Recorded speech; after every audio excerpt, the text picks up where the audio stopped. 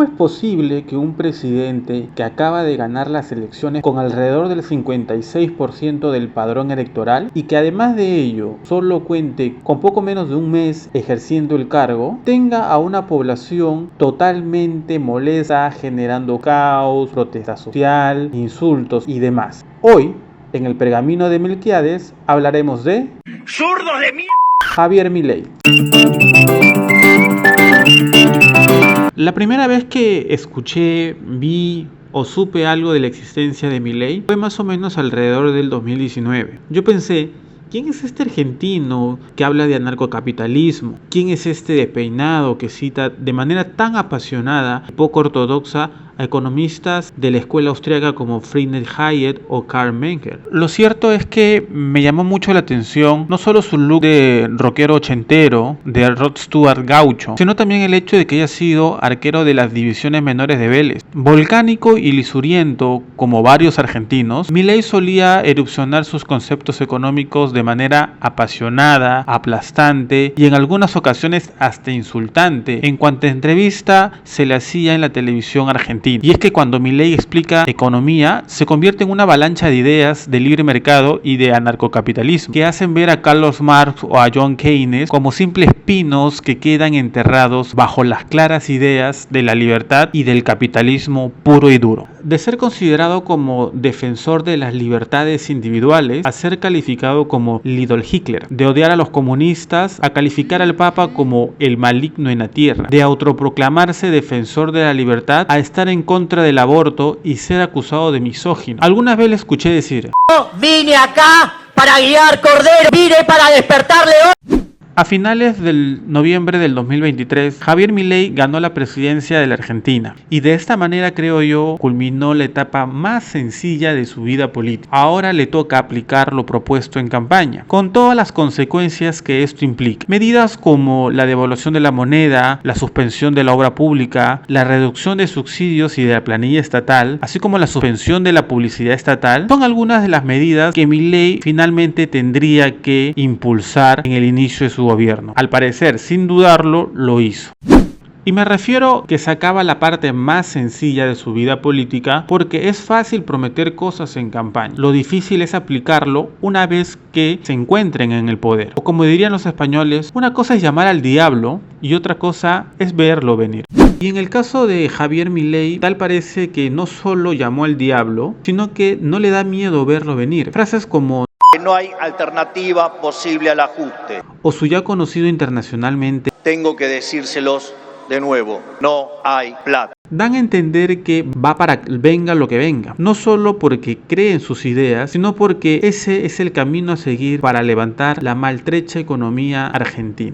Lo malo de las cosas buenas es que primero tienen que ser malas para que luego sean buenas. Y son precisamente las medidas económicas radicales las que han empeorado la situación social, económica y política de la Argentina. Y podríamos decir que es hasta entendible que los argentinos estén molestos por estas medidas. Solo por poner un ejemplo, si vives en un país en donde la energía está subsidiada por el Estado, el día que te quiten ese subsidio vas a pegar el grito en el cielo. No solo porque vas a pagar más por la energía, sino porque también vas a usar menos y con muchísimo más cuidado.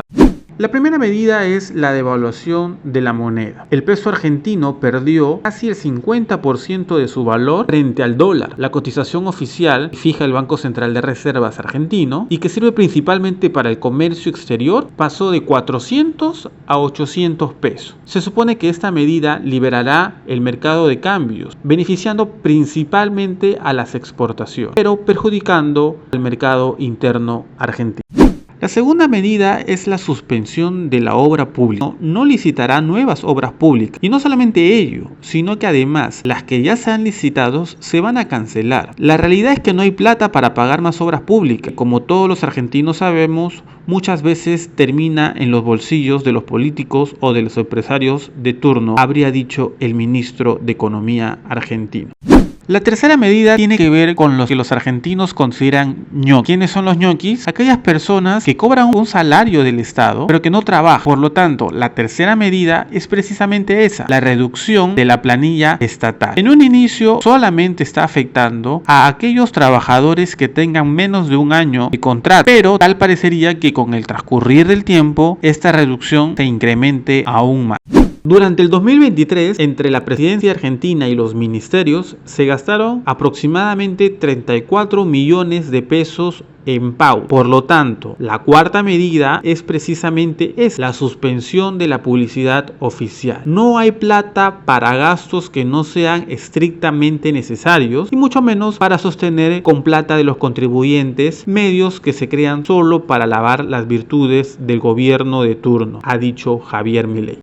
Otra medida importante es la reducción de los subsidios en la energía y el transporte. Como ya lo habíamos mencionado, la política argentina siempre lo ha hecho porque de esta forma engañan a la gente haciéndoles creer que le ponen plata en su bolsillo. Pero como todos los argentinos ya saben, esos subsidios no son gratis, sino que se pagan con inflación. En otras palabras, lo que te regalan en el precio del boleto, te lo cobran en el aumento de productos en el supermercado. Y con la inflación son los pobres los que terminan financiando a los ricos.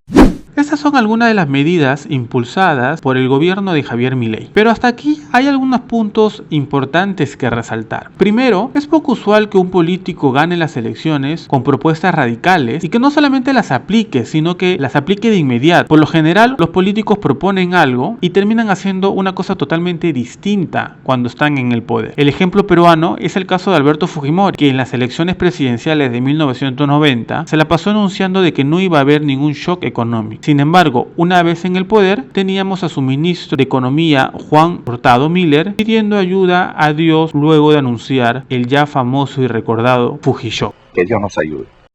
Lo cierto es que con todas estas avalanchas de nuevas medidas impulsadas por el gobierno de Milei, a la Argentina y principalmente al mismo Javier Milei se le viene un infierno político, social y económico. La pregunta es, ¿será capaz de soportarlo? El pueblo argentino, acostumbrado al subsidio de casi todo y acostumbrado a empresas públicas y demás, ¿será capaz de asimilar estos cambios? ¿Qué piensan las Fuerzas Armadas argentinas al respecto? ¿Acompañarán a Milei hasta el final con sus medidas económicas que consideramos son las correcta? Pareciera que todo está en manos de la economía, ya que mientras esta empieza a dar signos de mejora, este infierno argentino solamente será un breve purgatorio económico. Esto fue El Pergamino de Melquiades.